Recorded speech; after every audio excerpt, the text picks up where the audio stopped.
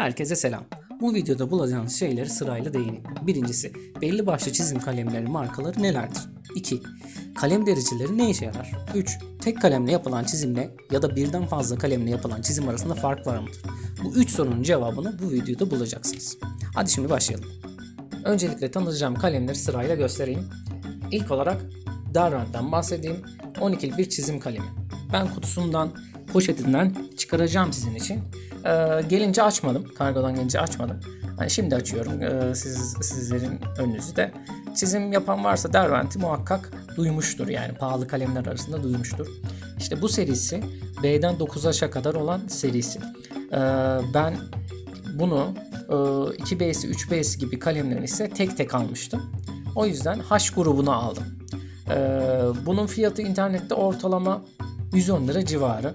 12'li fiyatını hesaplayacağım her şeyde. Hani böylece fiyat konusunda bir sıralama yapabilirsiniz kendiniz. Tabi aynı serinin koyu kalemlerini de almak isterseniz bir 110 lira civarı verebilirsiniz. Diğer tüm serilerde de hani tüm seriyi almak isterseniz atıyorum diğer bir marka Faber-Castell'in de 24 tane almak isterseniz gibi bir 110 lira da yani hani o çarpı 2 daha vermeniz lazım. Tabii ki bu kadar kalem aldığınızda bütçenizi zorlayabilir. Ben diğer markalarda geçeceğim. Şimdi bir diğer markaya geçelim. Studim markasından bahsedeyim. Bu kalem 2019 senesinde BİM'e gelmişti. Oradan almıştım. Fiyatı 3,5 lira falan. Yanlış hatırlamıyorsam. Yani 12'li olsa 10,5 lira falan oluyor. Ben internetten baktım fakat seriyi bulamadım. Belki siz internetten bunun serisini bulabilirsiniz ya da işte belki teneke kutuda bulabilirsiniz. Bunu araştırmanızı öneririm. Bulursanız yorumları da yazarsınız. Üçüncü markaya geldiğimizde ise herkesin muhakkak bildiği Faber-Castell markası. Şu beyaz kutusu 6 saniye içinde mevcut, silgisi var, kalem tıraşı var. 25 lira civarı. Eğer kutulu değil de tek tek alırsak, bunu tek tek bulabilirsek bulabiliyoruz. Her kırtasiyede artık mevcut. 2,5 lira falan tanesi. İşte biz bunu 12 tane aldığımızda bize işte 30 liraya falan geliyor. Kutu olarak aldığımızda biraz da pahalı.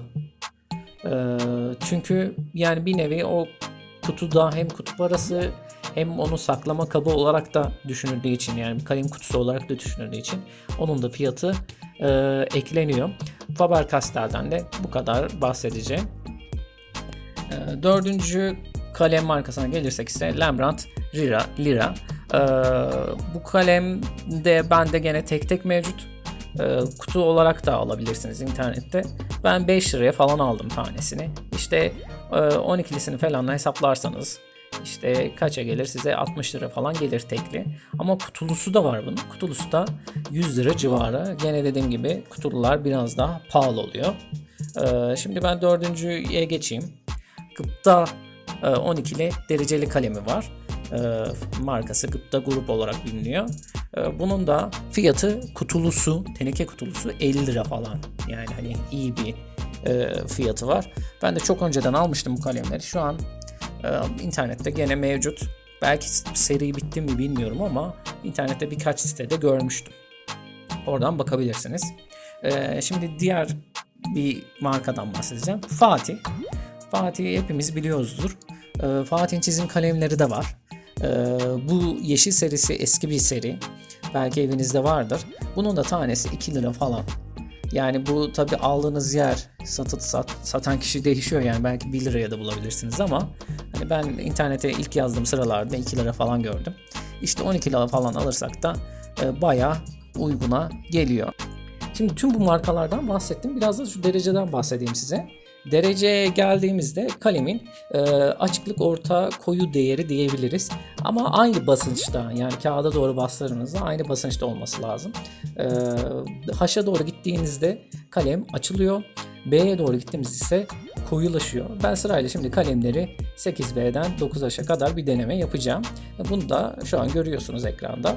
Bir de 2B'yi alıp, sadece 2B'yi alıp tüm bu seriyi tek bir kalemde yapmaya çalışacağım.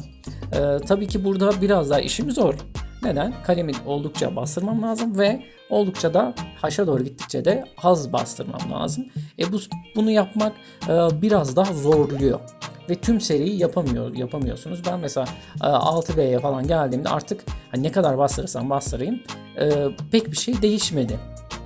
Bunun 2 aşağı doğru gittiğimde de artık hani ne kadar az boyasam da, kalemi az kullansam da belli bir miktar yapamıyor.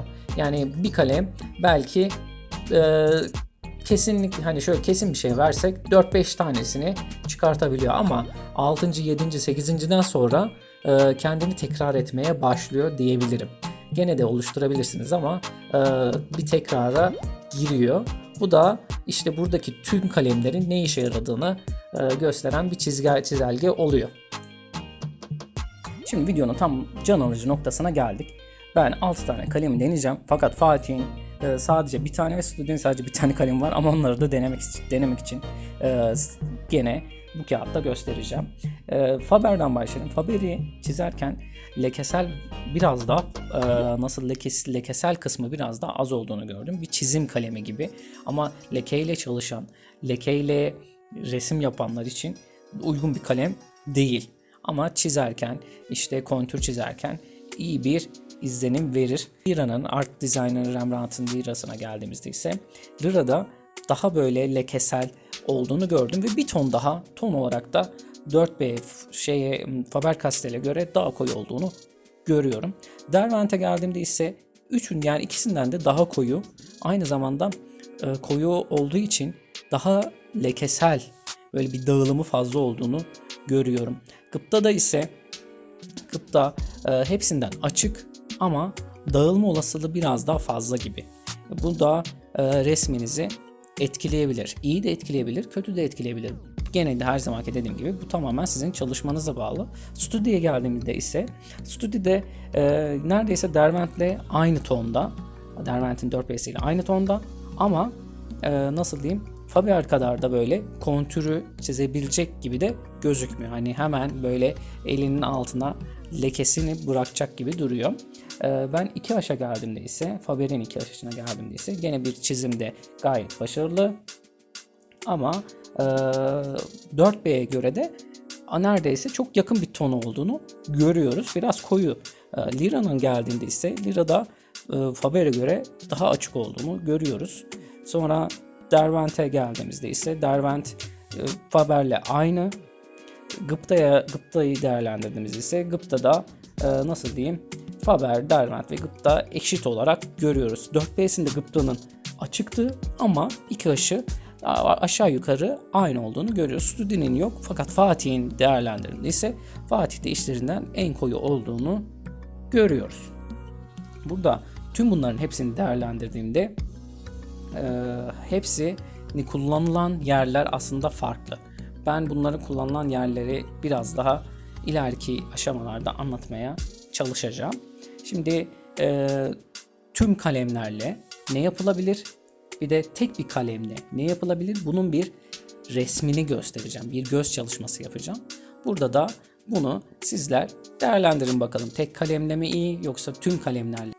Kalem mimarlardan okul çocuklarına kadar herkes tarafından kullanılan bir malzeme. Hatta yılda 14 milyar kalem üretiliyormuş.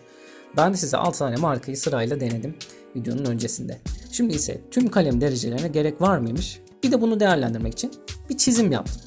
Tabii ki resim 10 tane kalemle yapılacak ya da tek kalemle yapılacak diye bir sınırlandırmadan söz edilemez. Tek kalemle de resim yapılabilir, 10 kalemle de resim yapılabilir.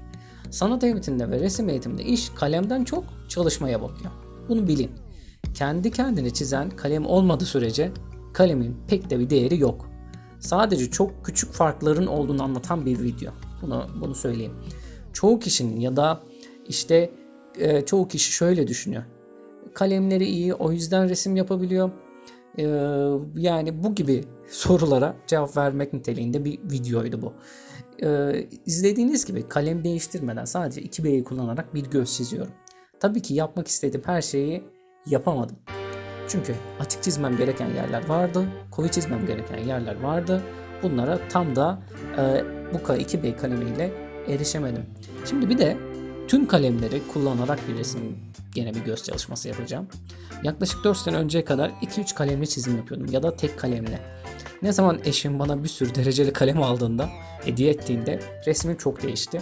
Biraz tesadüf oldu değişmemde. Yani bunu bilmiyordum. Yani daha fazla kalemle çizdiğimde bu kadar böyle daha bir tık ileri, daha yani daha bir tık biraz yanlış oldu ama bir tık ileri o gideceğimi düşünmüyordum. Ve burada eşime teşekkür ederim. Bu videoda bu farkı anlatmaya çalıştım. Bu fark biraz profesyonel çizenler için ideal bir fark. Ama belki başlangıç seviyesindeyseniz bu kadar kaleme gerek yok. Tek bir kalemle de iyi yerlere gelirsiniz diye düşünüyorum. Şimdi çizimim genel olarak bitti. Aradaki farkı da kendinizce siz değerlendirin. Benim söylemek istediklerim bu kadar. Umarım bu 10 dakika sizi sıkmamışımdır. Size yardımcı olan bir video olmuştur. Görüşmek üzere. Diğer videolarda görüşmek üzere diyorum.